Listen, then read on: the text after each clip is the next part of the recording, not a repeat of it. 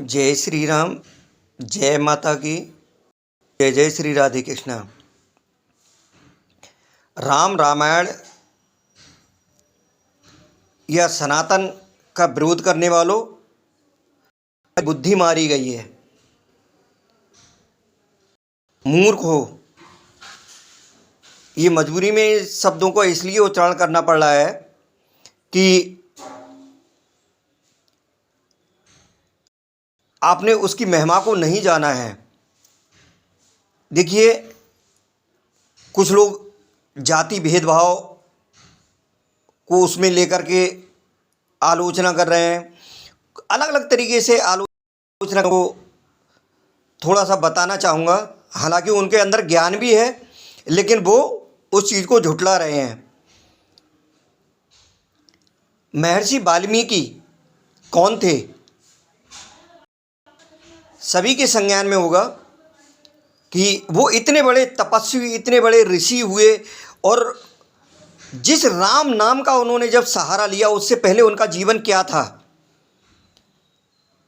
उन्होंने अपने जीवन को किस तरीके से वो गंवा रहे थे, और वो नीच कर्म करते थे। नीच कर्म किस तरीके के? लूटपाट करना, चोरी चकोरी करना, इस टाइप के कार्य करते थे।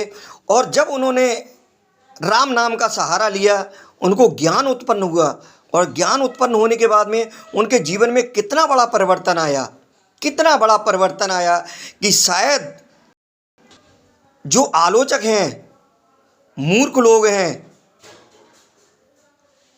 वो ना कभी कल्पना कर सकते और ना ही उनके दादा ने उतना बड़ा यश कमाया होगा जो महर्षि वाल्मीकि को श्री राम नाम का ज्ञान होने पर और उनकी महिमा का वर्णन करने पर हुआ। वाल्मीकि ने रामचंद्र जी के जन्म से पहले ही रामायण की रचना शुरू कर दी थी, और उस रामायण को उन्होंने लिखा था।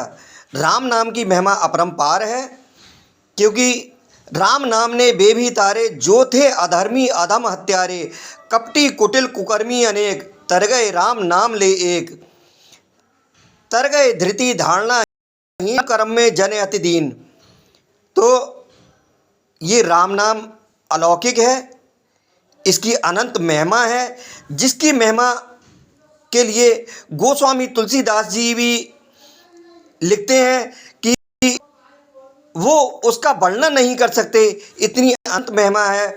और आप समझिए, ये दो नाम, राम नाम की महिमा का वर्णन लिखने के लिए जो महान कवि हुए हैं, महान संत हुए हैं, उनमें शीर्ष स्तर पर श्री ऋषि वाल्मीकि जी का नाम आता है। अगर जातीयता के आधार पर जो लोग की आलोचना करते हैं, वो समझिए कौन थे? शूद्र थे। लेकिन हम शूद्र नहीं, हम उनको राम भक्त और एक बहुत सुंदर रचयिता के रूप में उनको जानते हैं। उन्होंने जो रचना की, उसके बाद देखिए, ऋषि वाल्मीकि तो त्रेता युग में हुए थे, लेकिन गोस्वामी तुलसीदास जी वो तो कलयुग में ही हुए थे, अब से 500-600 साल पहले। और रामचरितमानस का करने वालों ने उस समय भी विरोध किया था, क्योंकि कोई भी सही, ये हर युग में विरोध हुआ है। जो भी धर्म मार्ग पर चलने वाले हैं, धर्म की रचना कर रहे हैं और धर्म को सजे हुए हैं, उनकी आलोचना हर युग में हुई है। ये तो कलयुग है।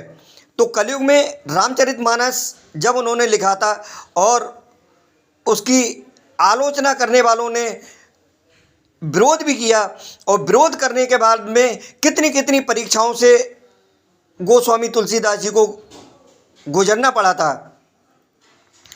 उन्होंने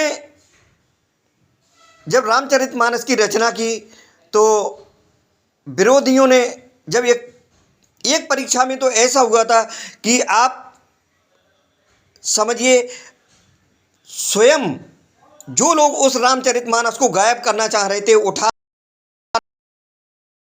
स्वयं भगवान राम धनुष बाण लिए हुए वहाँ दिखाई दिए थे। और प्रभु हनुमान जी ने कितनी बार तुलसीदास जी को दर्शन दिए और दर्शन देने के बाद में उनका अनेक प्रकार से सहयोग किया, अनेक प्रकार से रामचरितमानस को लिखने में गोस्वामी तुलसीदास जी को दिशा निर्देश भी दिए और उनका अनेक प्रकार से सहयोग किया। देखिए, राम नाम को जिन्होंने गाया, जिन्होंने लिखा, उसमें ये गोस्वामी तुलसीदास जो जाति से ब्राह्मण थे, और हालांकि हमें जाति का नाम नहीं लेना है, लेकिन जो लोग इसका राम नाम का या इसका सनातन का विरोध करते हैं, उनके लिए ये संज्ञान में दे रहे हैं हम कि जो गोस्वामी तुलसीदास जी हैं वो ब्राह्मण थे और महर्षि वाल्मीकि शूद्र परिवार से थे। लेकिन उन्होंने जब राम नाम का सहारा लिया और राम नाम को गाया, उस समय महर्षि वाल्मीकि ने विश्व में अपना नाम सर्वोच्च कवियों में, सर्वोच्च रचयिताओं में अपना नाम वर्णित कर दिया। और वाकई देखिए, मैं समझ कि जो महर्षि वाल्मीकि जी का जीवन था, उनके संदर्भ में शायद ये तो सभी लोगों ने पढ़ा होगा कि उल्टा नाम जपत जग जाना, वाल्मीकि भाई ब्रह्म समाना। तो ऋषि वाल्मीकि जी के कर्म ऐसे थे कि उन्होंने, देखिए, कर्म अगर किसी इंसान के गलत रहे हैं तो उसको, अगर वो अध्यात्म में आना भी चाह रहा है तो उसको थोड़ी कठिनाई होगी, क्योंकि जो कर्म हमने किए हुए हैं, जैसा हम कर्म करते हैं वैसा हमारा जीवन बन जाता है। और जैसा जीवन बन जाता है, उसको जब हम जीवन को थोड़ा सा दूसरे रूप में डालेंगे तो थोड़ी कठिनाई तो होगी होगी। तो गोस्वामी तुलसीदास ने भी जिस समय रचना की है, उससे पहले का उनका जो जीवन था वो भी बहुत ज़्यादा माया मोह वाला जीवन था। और जब उनको इस राम नाम का ज्ञान हुआ, प्रभु की कृपा हुई, प्रभु की कृपा अपरंपार है, प्रभु की कृपा हुई तो उनका जीवन बदल गया और उन्होंने सुंदर रामचरितमानस की रचना की। जिस रामचरितमानस की रचना की, उस समय भी उनके विरोधाभास हुए और विरोधाभास करने वालों के लिए हानि बढ़ी थी। तो अज्ञानियों, मूर्खों, तुम्हें इतनी बुरी तरह मुंह की खानी पड़ेगी। थोड़ा सा इस चीज़ में अपने विचारों में परिवर्तन लेके आओ। और ठीक है, कोई कहीं किसी पहलू पर आपको अगर संशय हो रहा है, उसके बारे में ज्ञान अर्जित करो, उसको समझो। समझने के बाद में फिर आपको कुछ लगता है तो उसको, जो भी बड़े बड़े जगत गुरु हैं उनसे संपर्क साधो, उसमें जहाँ परिवर्तन होना होगा वहाँ परिवर्तन होगा। और वरना जिस ग्रंथ को लिखने में स्वयं संकट मोचन श्री हनुमान जी ने सहयोग किया, संकट मोचन हनुमान जी प्रकट हुए, तो उसमें त्रुटि कैसे हो सकती है? कोई त्रुटि नहीं है। त्रुटि है तो आपके स्वयं के अपने जीवन में है। अपने जीवन को सुधारो, आपके विचारों में है, अपने विचारों को सुधारो। इन्हीं शब्दों के साथ अपने मन में शुद्धता लाइए और प्रेम से बोलिए, जय श्री सीताराम, जय संकट मोचन हनुमान। भगवान हनुमान सबको सद्बुद्धि दें, क्योंकि वही हैं बल बुद्धि के दाता और वही हम लोगों की बुद्धि को सही रख सकते हैं। अपनी बुद्धियों को सुधारो और रामायण, रामचरितमानस या सनातन धर्म से विरोध करना छोड़ दो। जय श्री सीताराम, जय सनातन धर्म की।